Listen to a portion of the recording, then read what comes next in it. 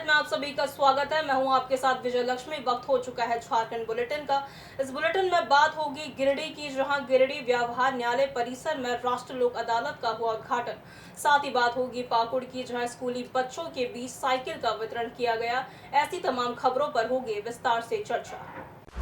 खबर झारखंड के गिरिडीह से है, जहां शनिवार को गिरिडीह जिला व्यवहार न्यायालय परिसर में राष्ट्रीय लोक अदालत का मुख्य अतिथि जस्टिस राजेश शंकर ने उद्घाटन किया। साथ में गिरिडीह के जिला व सत्र न्यायाधीश और उपायुक्त सहित अन्य कई गणमान्य भी मौजूद रहे। इस लोक अदालत उद्घाटन मौके पर सभी उपस्थित हुए। इस दौरान मुख्य अतिथि जस्टिस राजेश शंकर ने बताया कि झारखंड राज्य विधिक सेवा प्राधिकार के निर्देश अनुसार जिला विधिक सेवा प्राधिकार गिरिडीह के तत्वाधान में 13 जुलाई को सुबह 10 बजे से गिरिडीह व्यवहार न्यायालय परिसर में राष्ट्रीय लोक अदालत का आयोजन किया जा रहा है। उक्त राष्ट्रीय लोक अदालत में गिरिडीह व्यवहार न्यायालय में निम्नलिखित तरह के लंबित वादों एवं प्री लिटिगेशन मामलों का सुलह के आधार पर त्वरित निस्तारण किया जाएगा। इस दौरान लोक अदालत के माध्यम से मामलों के त्वरित निष्पादन में तेजी आई है। लोगों को समय पर न्याय मिलना जरूरी है। न्याय में देरी होने से न्यायिक व्यवस्था से लोगों का विश्वास कम होने लगता है। उन्होंने राज्य के अंतिम पायदान तक के व्यक्ति को न्याय पहुंचाने की बात पर जोर दिया। आदरणीय सभी जुडिशियल ऑफिसर्स, आदरणीय गिरिडीह डिस्ट्रिक्ट बार एसोसिएशन के अध्यक्ष श्री प्रकाश साहे जी एवं महासचिव श्री चुनुकांत जी, गिरिडीह बार एसोसिएशन के सभी learned advocates, district administration Giridih के सभी पदाधिकारीगण, गिरिडीह जिला के सभी आमजन, सभी पदाधिकारी एवं कर्मीगण एवं मीडिया बंधु, यहाँ आने का जो मेन ध्येय है तो ये है कि आप इस बात को समझें कि लोक अदालत की आपकी अदालत है।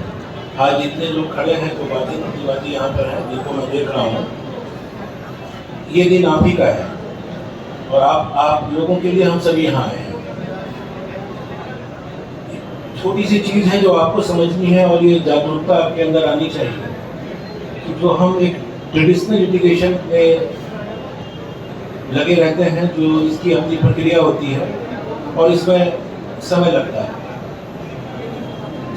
है इसलिए कि इसका एक प्रोसीजर है, प्रोसीजर फॉलो करना होता है। लेकिन जब लोक अदालत के माध्यम से हम किसी मामले को सुलझाते हैं तो उसमें उस प्रक्रिया की बाध्यता नहीं होती है।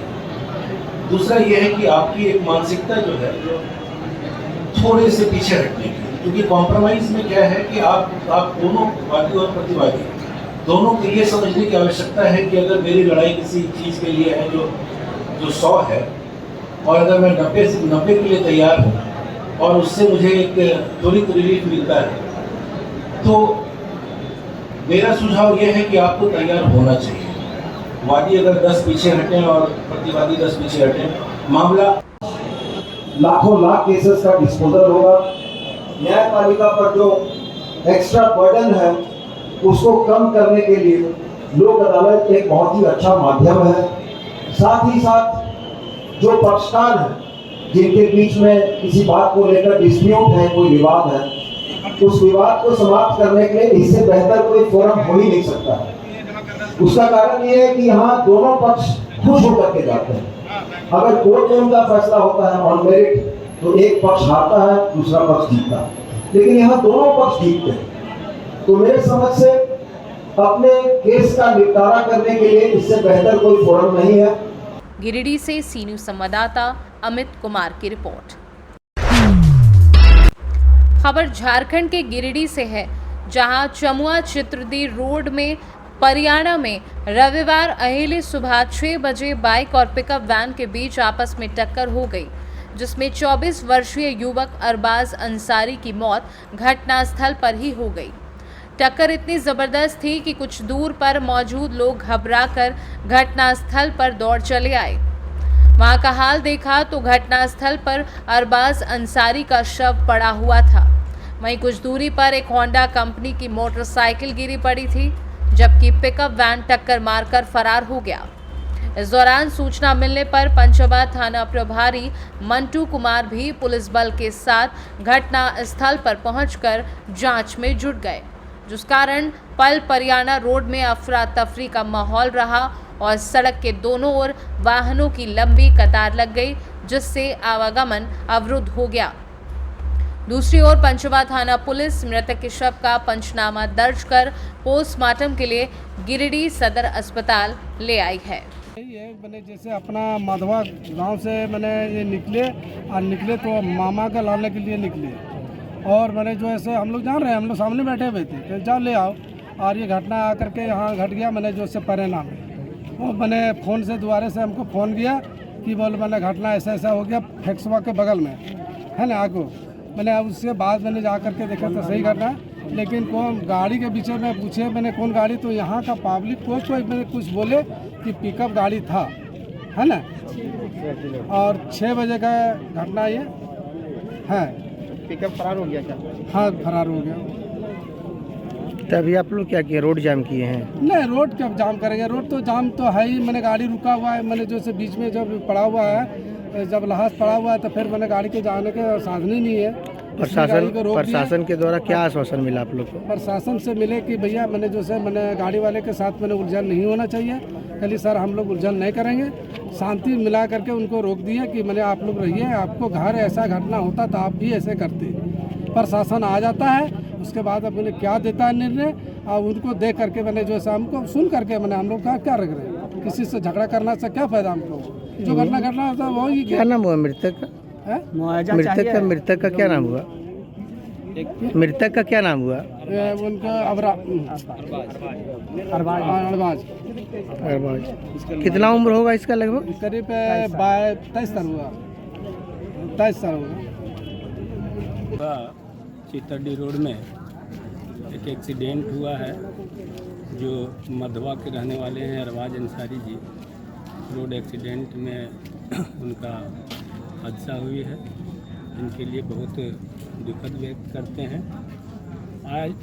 आए दिनों इस रोड में बराबर एक्सीडेंट होते आ रहा है, जबकि एक्सीडेंट का मुख्य कारण अभी शादी विवाह में कुचगी वगैरह है। और मृतक जो है सो अगर हेलमेट लगा करके चलते, और आए दिन जो भी यात्री आते जाते हैं वो हेलमेट लगा करके अगर चलते, तो इस तरह का हादसा से नहीं हो पाता। कुछ हादसा रुकती, हाथ पैर वगैरह जख्मी होता, परंतु जिस तरह से माथा वगैरह में चोट आया है वह चोट नहीं आता।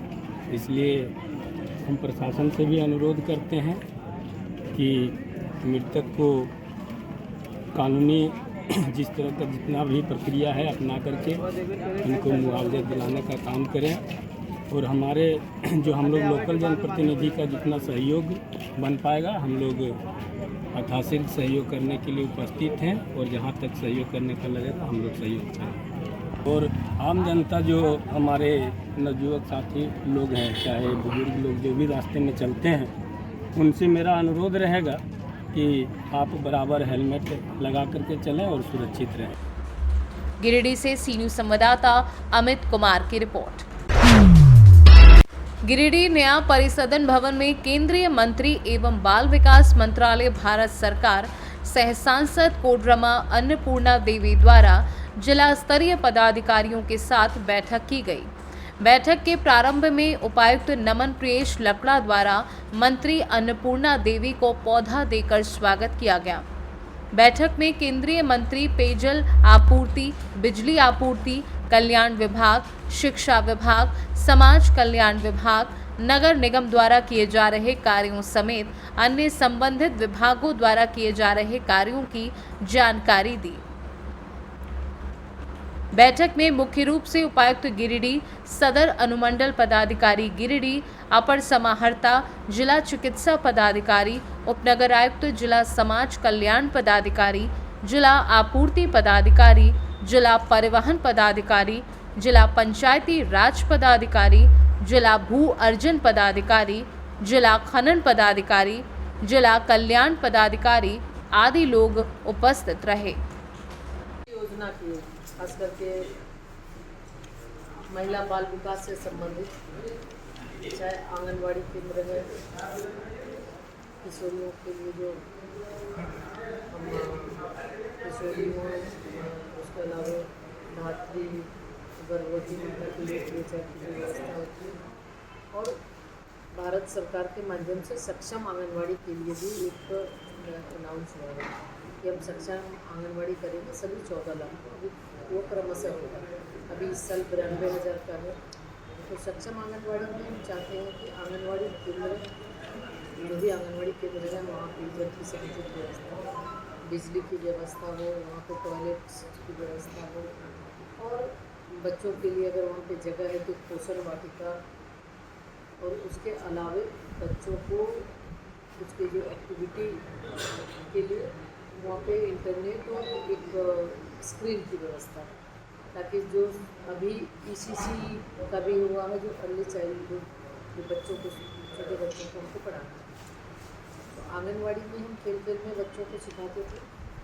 तो इसमें भी एक करिकुलम बना है जिसमें एक्टिविटी बेस्ड ही है, कोई बच्चों को लिखाई पढ़ाई नहीं कराना, एक्टिविटी बेस्ड है। उसमें कुछ छोटे छोटे वीडियो बनाकर कि कैसे जो हमारे आंगनवाड़ी केंद्र की जो आंगनवाड़ी वर्कर्स हैं वो बच्चों को सिखाएंगे इन सब चीज़ों के लिए, जो सक्षम आंगनवाड़ी के माध्यम से, ताकि वहाँ पर इंटरनेट वगैरह कुछ से के माध्यम से, स्क्रीन के माध्यम से बच्चों को दिखाएंगे। फिर सक्षम आंगनवाड़ी की योजना है, तो इसको लेकर ही रिव्यू किया गया। तो अभी भी गिरिडीह जिले के अंदर जो आंगनवाड़ी केंद्र है, बहुत ऐसे आंगनवाड़ी जहाँ पर गरीबी पीने की पानी की सुविधा नहीं है, बहुत सारे जहाँ टॉयलेट्स नहीं है, इसका अपना भवन नहीं है, तो उसको भी देखा गया और उसमें किसी को भी इंस्ट्रक्शन दिया गया है कि आप बिजली विभाग और पेयजल विभाग के माध्यम से मिलकर वहाँ पर जितना जल हो सके पानी की और बिजली की व्यवस्था कराते हैं, तो बच्चों को सुविधाएँ मिल सकें।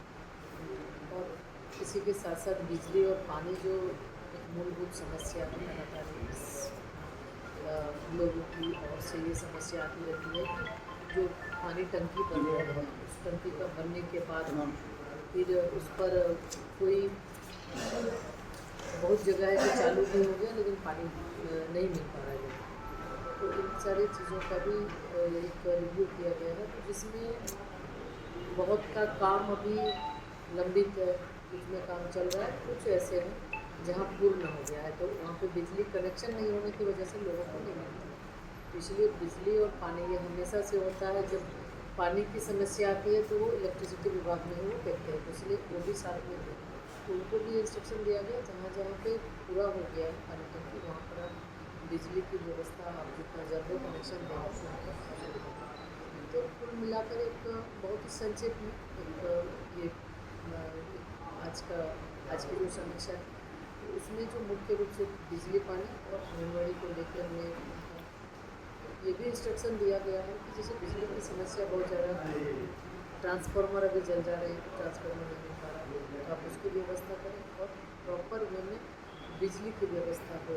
बरसात का समय है और बहुत देर तक ये एक शिकायत ग्रामीणों का रहता है कि बिजली नहीं मिल पा रही है, तो अधिकारी के द्वारा कहा गया है। लेकिन हम देखें तो कुल मिलाकर के राज्य की स्थिति है कि अभी के समय में जो 24 घंटा बिजली देने की बात करने वाली सरकार, अभी इस सरकार के द्वारा मुश्किल से कई ग्रामीण क्षेत्र में 6 घंटा 8 घंटा बिजली मिल पा रही है, तो इसको कैसे सुनिश्चित कराएंगे ये कहेंगे। कुछ मामलों में स्पष्ट रूप से हमने कहा कि जो भी आपको भारत सरकार से रिलेटेड जो भी मामला है आप वो बताएं, उसको हम जरूर सरकार के माध्यम से उसको अभी कुछ जगह पे ये बातें हुई है, तो जो पत्राचार उनके हुए चिट्ठी हम मांगे हैं, उनको चिट्ठी मिलेगा तो हम जरूर उसको कोशिश करेंगे, चाहे वो महिला बाल विकास से संबंधित विभाग का मामला हो या अन्य मामला हो, तो जिला स्तर पर वो लेटर हमको मिल जाए तो हम उसको आगे कर सकते हैं। माननीय मंत्री महोदया, महिला बाल विकास एवं सामाजिक सुरक्षा भारत सरकार श्रीमती अन्नपूर्णा देवी मैम का गिरिडीह जिला में परिभ्रमण कार्यक्रम था और आज औपचारिक तौर पे आज मैम का सभी विभागों के साथ में एक समीक्षा बैठक का आयोजन किया गया, जिसमें कि मूल तौर पे समाज कल्याण विभाग, बाल संरक्षण, सामाजिक सुरक्षा, PHED और इलेक्ट्रिसिटी डिपार्टमेंट की समीक्षा की गई। चूँकि माननीय सांसद कोडरमा के नाते मैडम के द्वारा दिशा की बैठक की भी अध्यक्षता की जाती है, तो अन्य बाकी विभाग भी यहाँ पर उपस्थित थे और उनसे भी एक संक्षेप में चर्चा की गई और आने वाले दिनों में भी दिशा की बैठक हम लोगों को संसूचित की जाएगी, जिसके लिए हम लोग तैयारी करके आगे का काम करेंगे। कई ऐसे योजना हैं, चाहे वो महिला बाल विकास सामाजिक सुरक्षा के हो या हमारे स्वास्थ्य विभाग, चूँकि हमारा हेल्थ और न्यूट्रिशन साथ में हम लोग इसको संचालित कर रहे होते हैं, तो कई ऐसे मुद्दे हैं जो कि भारत सरकार के स्तर पे कुछ मामले थे जो कि प्रक्रियाधीन है, वो मैम से हम लोग ने रिक्वेस्ट किया। For example national family benefit scheme जो है, जैसे राष्ट्रीय पारिवारिक हित लाभ है, इसमें कुछ तकनीकी त्रुटि के कारण लगभग 99 लोगों का भुगतान नहीं हो पाया है पिछले लगभग कुछ 8 महीने से। दूसरा है बाल प्रयोजन का योजना है, चाइल्ड स्पॉन्सरशिप, उसमें 4000 का आवंटन आता है प्रत्येक बच्चे को। वो हम लोगों ने काफ़ी स्वीकृत किया है। हमारे ऐसे टोटल तो बच्चे 670 हैं और भी हमारे 60-70 की संख्या में ऐसे बच्चों को स्वीकृति दी गई है, लेकिन राशि के अभाव में उन्हें राशि मुक्त नहीं किया जा सका है।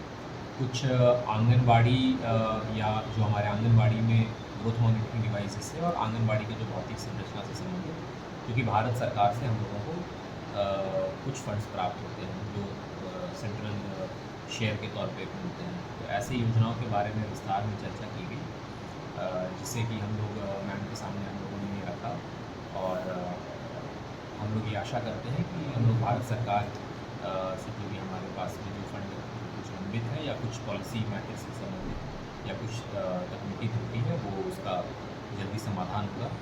और एक ध्यान देने योग्य ये बात है कि हमारे 2421 आंगनबाड़ी हैं, जो कि पूरे स्टेट में हाईएस्ट नंबर है, तो उसके चाहे भौतिक संरचना हो, चाहे वो बिजली और पानी की मूलभूत सुविधा हो, चाहे वो हमारे मिनी आंगनबाड़ी है उसमें अन्य सुविधा प्रदान करना हो, तो मैम के द्वारा भी कई चीज़ों के बारे में हमें बताया गया, जो कि भारत सरकार के द्वारा कुछ निर्णय लिए गए हैं।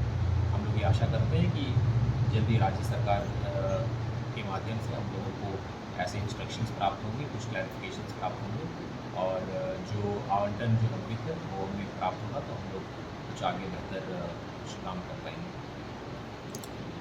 11 एवं 12 जून को एवं इस महीने के 1 जुलाई को सभी जिलों की समीक्षा बैठक की गई थी। जून में माननीय मुख्यमंत्री महोदय की अध्यक्षता में एवं सभी विभाग के सचिव महोदय के साथ में, और 1 जुलाई को मुख्य सचिव महोदय के द्वारा सभी कमिश्नर और सभी डिप्टी कमिश्नर के साथ में बैठक की गई थी। इसमें हमारे जितने भी विभाग हैं और विभाग के अंतर्गत जितने भी विकासात्मक योजना है, हमारे केंद्रीय प्रायोजित या केंद्रीय और राज्य प्रायोजित जितने भी स्कीम्स हैं, उसके संबंध में समीक्षा की गई थी और इसमें जितने भी गैप्स थे उसको हम लोगों को जल्द से जल्द उसको और बेहतर और तेज़ी लाने का निर्देश दिया गया था।